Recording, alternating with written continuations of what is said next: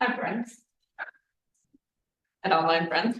So I'm happy to be here in very rainy Tallinn. This is the beginning of a lot of exciting research travel this summer. And I wanted to mention this is joint work, as basically everything that I do is with Kitty Meeks, but also with Sam Hand and Laura Jones, who are two of our grad students who have, of course, done most of the work.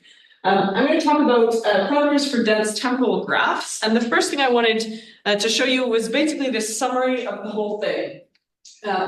So that those of you who perhaps are just have other things to do in your lives, you can look at this summary. Then I'm going to kind of try and convince you that this is worth doing and tell you a little bit about it during the rest of the talk. Then I'll come back to this at the end. Right, so I should also say, I've taken lots of these slides from Kitty and some from Laura, and I know that Kitty's given this talk a couple of times, and I've certainly given it before, so for anyone who's seen it before, I hope you enjoy it anyway, and if anything is too familiar, take it as a pleasant opportunity for a daydream in your mind to wander. Okay, so the summary is basically this. We like to do in our group parameterize complexity and algorithms on temporal graphs, and the parameters that we kind of had lying around previously that we were used to using either required a certain sparseness of activity, or they just didn't get us much tractability, right? And so what we were doing was fishing around for parameters that would work for temporal graphs on which there's a lot of activity at some time step, so that are in some sense denser. Now, I'm going to bring around the words dense and sparse in a very flim-flam kind of way, and I promise you I'll talk a little bit more about what that means, primarily by giving an example of a parameter that we've used a lot, but that kind of requires this sort of sparseness. Okay, so the overall summary of what we've done is really in this picture, and I've kind of written a bit of it here on the board. Sorry if the online people can't see this, is so I can gesticulate at something else, and so that we have it when we're talking about other things. But we have these three parameters that are really temporal adaptations of classic static parameters that we've used before, and in order of most strict to least strict. This is temporal neighborhood diversity, then temporal modular width, then temporal clique width. So if I've drawn them on the boards here, this is temporal clique width, temporal modular width, temporal neighborhood diversity. I sometimes think about them at this with like the least restrictive things. So this is more graphs up here, less graphs down here, and I'll kind of draw the separating problem. So we have these three parameters that are sort of in this outwards order of strictness. And we have problems that kind of separate each of these. So we know the temporal graph we're in, you can do if you have small neighborhood diversity, but you can't do, by which I mean it's NP hard, if you only have small temporal modular width. Simply star exploration separates temporal modular width and temporal clique width, and then temporal delta clique you can do for any of them. Yes? Okay. So let me put my, just to remind myself here, so I don't get turned around. So temporal neighborhood diversity is at least as big as temporal modular width for a graph, which is at least as big as temporal clique width for a graph. So if your graph has small temporal neighborhood diversity, the most restrictive one, it also has small all of these other things. Okay. So what I'm going to do now is talk a bit more about what those things mean and why we would do them. Parameterized complexity, and I'm glad to have this timing of my talk, because it means people have talked a little bit about the things before I got here that I need to tell you about, so I can go, quickly. But just on the off chance we have anyone here who hasn't seen any parameterized algorithms before, what we're essentially after with a parameterized algorithm is some way of addressing problems that are NP complete, because almost everything that you want to solve on the graph is. And what we're looking for is a parameter, so here, K, right, where you can solve your problem with an algorithm that is big O of this running time, right? So some function of this smaller parameter, we don't care what the function is, exponential, permutation, whatever you fancy, but it's separated from the size of the input, which is this n. Okay, and so f can be any computable function, and c is just some fixed constant that doesn't depend on k, like the number 3, something like that. Okay, and we say that the problems that admit algorithms like this are FPT. Sometimes FPT with respect to k is the language we would use. All right. I'm happy to be interrupted with questions, but I know I shouldn't say this, but what are you going to do to me? I'll just cut out stuff later. So if there's any sort of brownie questions in the middle, and you see them, let me know. Okay, and temporal graphs, similarly, we've seen a couple of now, but for me, a temporal graph is a pair of graph and a function that puts times on the edges. This is a temporal graph I've taken from one of Kitty and Ben's papers just to have any temporal graph. Notice that the edges have some times on them. My times are all natural numbers. They don't need to be contiguous. So this edge is active at time 1, 3, 11, and 14, but not at time 13. That's perfectly fine. Okay. I might call those edge time combinations time edges or edge appearances. I might forget and just call it an edge. I would also say the lifetime, which we've seen is the last time of any edge. So that's kind of the whole period over which you're interested in what's going on. And I'll talk as well about temporal walks, and I also need them to be strict, right? So if I'm going to be walking around my graph, I need the times to increase as I go. There's no instantaneous transportation here, and nor is there any time travel backwards. Right, so that's temporal graphs and parameterized stuff. I wanted to note that basically everything is harder on temporal graphs. So if you have a graph problem that you can miraculously actually solve on a static graph, when you make it temporal, you will probably make it harder. So as an example, I've got star exploration, which has some sort of pleasing follow-on things from John's talk, so that's nice. This is where you have if you were doing the static version, you just have a star with no times, and you would have the question, can I start at the middle, go to every leaf, and come back to the middle? And on a static graph, of course, the answer is just yes, right? It's a constant time algorithm for that. But on a temporal graph, this is not so straightforward. So on this star, I can do it. I can start in the middle and go 1, 2, 3, 4, 5, 6, 7, 8, 9, 10, 11, 12. But if I remove even, kind of even one of those times, now I can't explore this star. It's not possible because I don't have enough times. And this question, I'm going to skip ahead a little bit. This question you can do in polytime if every edge appears at least 3 times, but it's hard if edges are allowed to appear 4 more times. This is kind of boggling, right? Like this seems like it should be a relatively easy question where you could do something like just sort the time edges and something like this, but you can't if you allow edges to have at least 4 time appearances, right? Now I mentioned star exploration in particular because it's one of our separating problems that we have for these parameters. So star exploration is easy if you have, oh good, throwing the markers. Star exploration where you're allowed to have 4 time appearances is easy if you have small temporal modular width or small temporal neighborhood diversity, but hard if you have only small temporal width. So that's one of the reasons that I've mentioned that one. Okay, so because everything is harder when you're doing temporal graph, then you need good temporal graph parameters, right? And there are some obvious ones, right? Ones that restrict the lifetime of the graph. Perhaps if you're trying to explore your graph and the lifetime is limited, then the period of time you have to explore is also limited. That probably makes your problem easier. The maximum number of times at which edges appear, we've just heard about that one. That one makes star exploration easy. Maximum number of edges appearing at any one time. This is going to be reminiscent of what I'm about to tell you about. And then we look also at parameters that combine sort of time and graph structure. This is primarily because we haven't had a ton of luck restricting just the structure of the underlying graph. And that has tended to not make things easy. For example, there are a number of problems on which if the underlying graph is a path, the temporal problem is still hard. This I find very discouraging personally. And so I try and restrict temporal structure as well. And so there are various ones that people like to use for that. Okay, so I mentioned this question of having sort of a limitation of how busy it can be at any time step, and this need for parameters for denser temporal graphs. And this is really me getting onto an example of a parameter we really like, and it's been very helpful to us, but requires sparseness in the temporal graph. So this, I'm going to talk about the deficiency of this, and that will motivate a desire to do these things.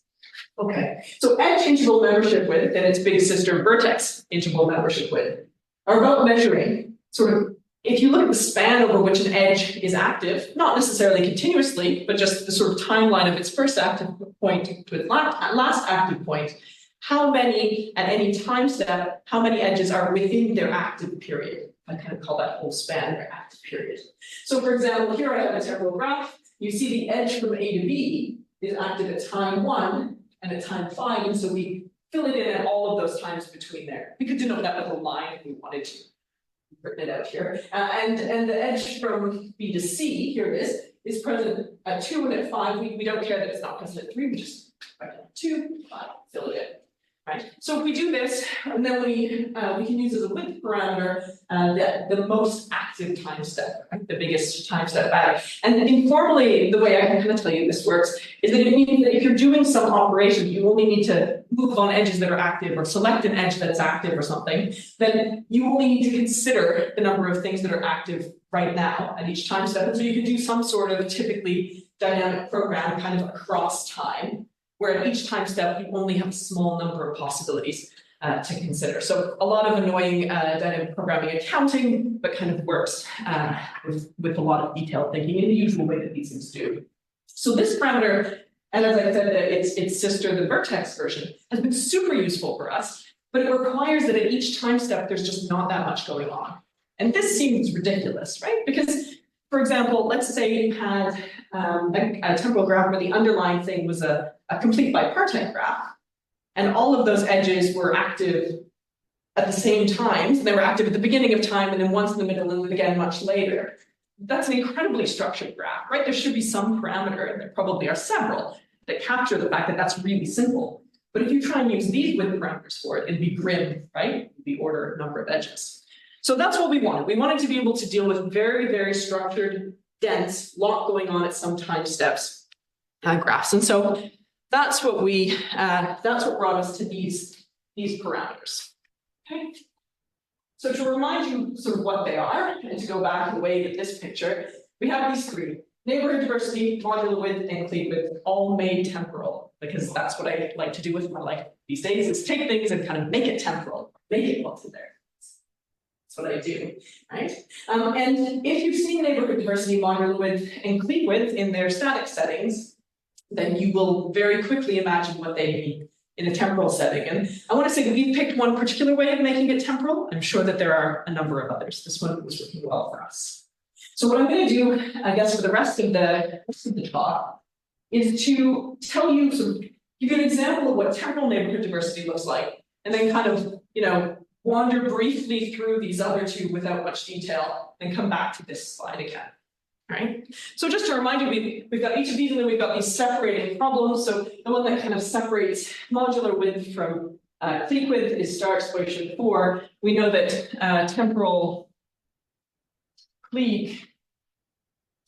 delta clique can be done with limited temporal clique width. So of course, any of these will suffice. And then for this one, we've got temporal graph burning. Right? Is FT by TND, but not by modular width. So we know that these are all, in a sense, kind of useful parameters, right? None of them just does exactly the same thing as the others. All right. Oh, and I should also say, quick technical note for anyone who's offended by this kind of thing. These all assume that you have or can get the decomposition for each of these parameters. Either you get it ahead of time, or there exists some way to get it efficiently. We haven't dealt specifically with that bit. Okay, so neighborhood diversity, the easiest one, that's why I've chosen it, right? The easiest one to explain, and then the others are generalizations of it. So the neighborhood diversity of a regular graph, static graph, is the smallest number of blocks that you can divide your graph up into, so that each block is sort of indistinguishable within it, right? So you want to divide it up, for example, in this way, so that within this block, all of the vertices outside of this block look exactly the same. So any vertex that something in here is adjacent to, all of the other ones in here are adjacent to. Any vertex that something in here is not adjacent to, the same thing. Right? Similarly, so it can be, you can see, it can be an independent set within the block, or it can be a clique within the block. Nothing else is allowed. And the kind of magic of this extremely restrictive parameter is that if you have a small number of these blocks, well, you do have an overall big graph potentially. Really, if you're trying to solve most problems, you could just think about the graph of the blocks. So if you're perhaps choosing where to put something, choosing what color, choosing an order, you can kind of choose in terms of the blocks. So I'll do something from this block first, then something from this block, then something from this block again, that kind of thing. And within the block, it doesn't matter which vertex individually you're choosing or coloring or whatever. And so because there are a small number of the blocks, that's what lets you solve problems. In a sense, if you like this kind of word, it's like the vertices within a block are fungible. They're sort of indistinguishable. Okay, so that's regular neighborhood diversity. And this is really very few graphs. This is a very restrictive parameter if it's small. But the way that we make it temporal is to just replace the bit when we say all of the edges have to be present or none of the edges have to be present, is that these things all have to have the same time edges. Right? So you'll see these things all have the same adjacency outside of this block, but they have exactly the same temporal adjacency. Same thing up here, right? These all have the same time edges exactly. So, for example, if I were to take away this number 5 here, this would no longer be an acceptable temporal neighborhood diversity set of blocks. Right? Okay, and so then the way that our algorithm works really, or any algorithms that we've written so far that use this, is very similar to how it works in the static case, because you have a small number of these things. It lets you deal sort of in the block graph instead of directly in your entire graph. All right, there we go. We have a number of other problems, including this one, which is a reachability problem that you can solve using a temporal neighborhood diversity set of blocks or decomposition, depending on what you want to call it. And we've done this for kind of a bunch of things. It's my new go-to parameter for a temporal problem that I don't know how to attack. I just see, well, can you do this with low TND? Without going specifically into what this problem is, the idea is just for any kind of reachability thing or edge deletion thing, often you can make an argument that you want to either delete all of the edges between blocks or none of the edges between blocks, this kind of thing. And so it lets you solve a lot of these kinds of problems. Okay. To mention temporal modular width, before I wrap up relatively soon, and that's this middle one as our first generalization of TND. If you've seen static modular width, this will look familiar. If you haven't, I suspect it won't stick anyway, so my apologies if that's the case. But basically, a modular decomposition or a modular composition, depending on whether you're starting at the top and decomposing or starting at the bottom and making a graph, is you have two operations, basically. Well, I suppose you have to. You can make vertices. But beyond that, you can take two graphs and you can either put them together with all the edges, or you can take two graphs and put them together with none of the edges between them. Yeah? That's what you get to do when you're doing a modular composition. So if I'm starting with a whole graph, which is what I've started with here. So if I started with this whole graph, which is this thing and this thing with all the edges in between them, the first thing I do to decompose is that I put them into these two groups, the two big red blobs. Red blob on right, red blob on left, all of the edges are in between them, okay? Often people draw this as a tree. It's very sensible. And then the next step, once I've decomposed in that way, is that I can do my next step of decomposition independently in the two different blobs. This one on the left is this and this with all the edges between them. This one on the right is this and this with none of the edges in between them.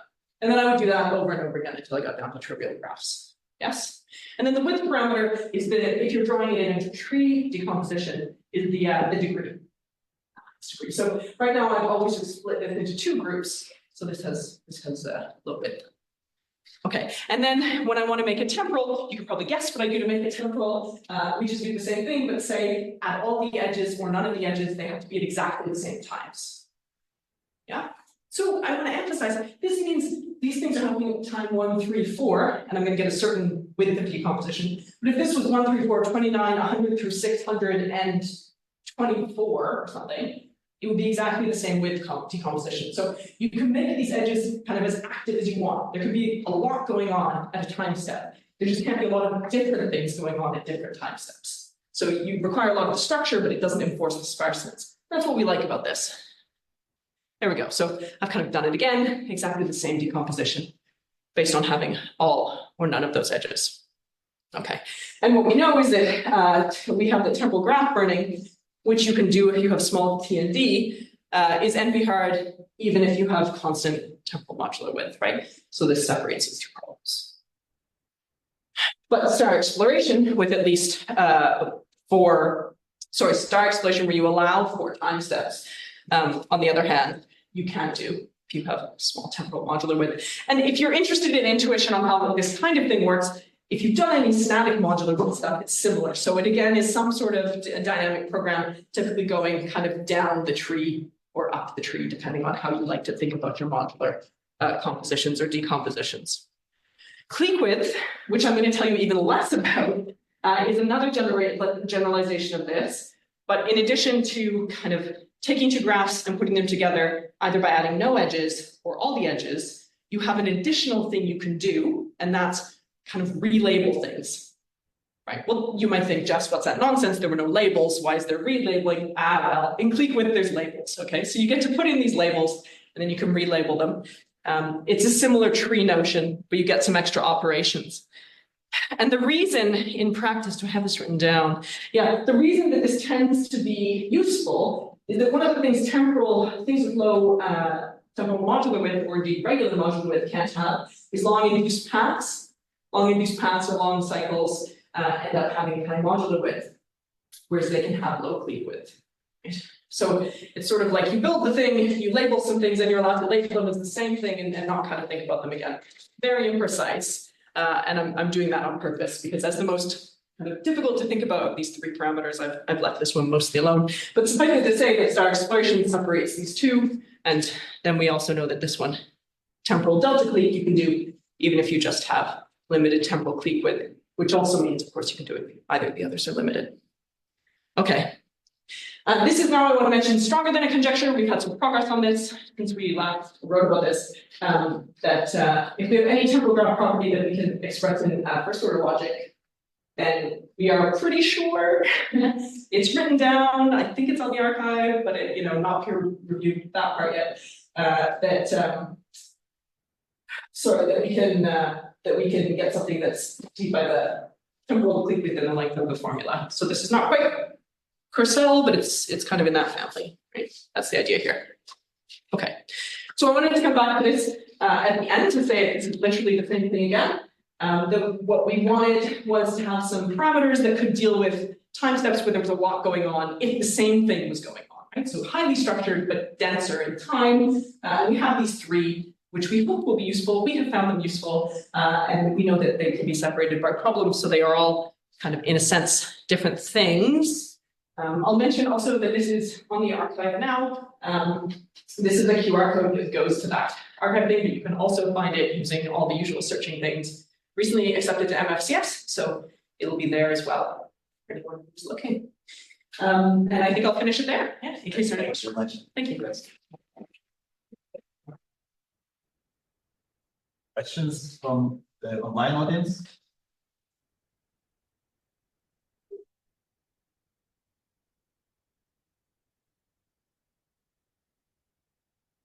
Fine, I'm offended. Offline? I can have them because I'm not sure. So for temporal graph burning, Yes. if I remember correctly, you didn't just parameterize by TND, but also by something else, right? Yeah, I think you're right. I think it's TND and Appearance of labels Yes. each time, so Yes, something like that. yeah, something like that. So it's I- hard when it's just the TND. Short answer, I don't know. And that's not, I don't remember. I think we actually don't know. So Okay. I if I'm recalling correctly, that's an impediment that kind of that is as far as we got in working on it, as opposed to I think it being a fundamental impediment that we know is true. The good news is the grad student Sam, who was working on it, is hoping to submit his thesis like today, Sam. Today. Something like this. So anything definitive should be all done and sorted. But yes, you're right. It's actually TND and something like this. Yeah. Okay. Thanks. So you have this conjecture on first order Yeah. logic. Consensus theory is monadic second Yeah. order logic. Do you think? Are you sure that your conjecture does not hold for monadic second order logic? I think we're not sure. I think we just haven't managed to do it. Yeah. So I'm hopeful. I think there was when we tried to do something like that. If I'm recalling correctly, there were sort of a number of impediments around how the relational structure was working. There was no kind of obvious relational structure for some of the temporal things. And I think earlier we were saying perhaps it was like the lifetime gets you in trouble. So I'm not completely sure on that, but I am fairly certain that we don't know that it doesn't work. Yeah. So it would be a nice thing to have. So do you look at, like, for example, temporal tree width? It's just that there's no problem that kind of separated from So this is another one of those, I think we just haven't done it is the short answer. So I have in the past looked at temporal tree width and Kitty has done some more. So definitely we kind of know it's out there. Where does it live? I mean, somewhere between these two, is that right? I think. though there are kind of multiple notions of temporal tree width, right?